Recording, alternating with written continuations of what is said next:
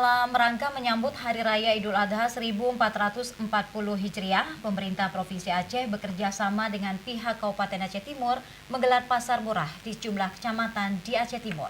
Pasar murah tersebut bertujuan untuk memaksimalkan kebutuhan pokok masyarakat di Aceh Timur jelang Hari Raya.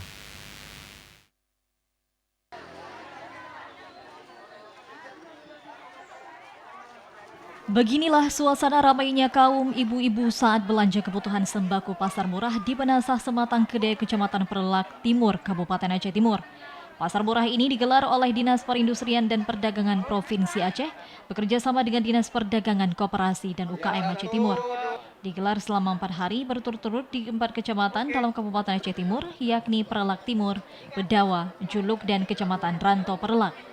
Kabid Perdagangan Aceh Timur, Nazarina, mengatakan ada 5 jenis sembako yang disediakan di pasar murah tersebut, yaitu beras, gula, telur, minyak goreng, dan lainnya.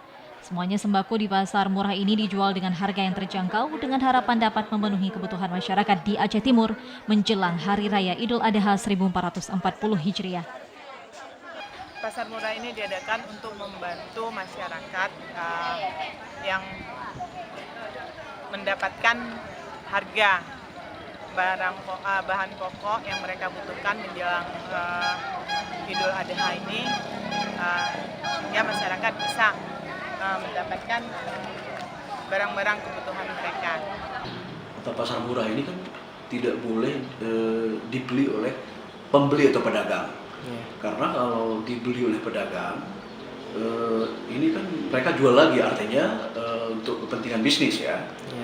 Sedangkan ini pasar murah ini untuk masyarakat ya, dengan harga yang murah atau terjangkau.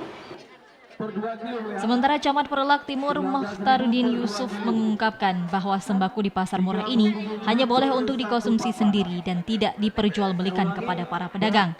Ia juga berharap agar pasar murah tersebut dapat digelar setiap tahunnya karena menurutnya pasar murah tersebut sangat dibutuhkan masyarakat pada momen seperti ini.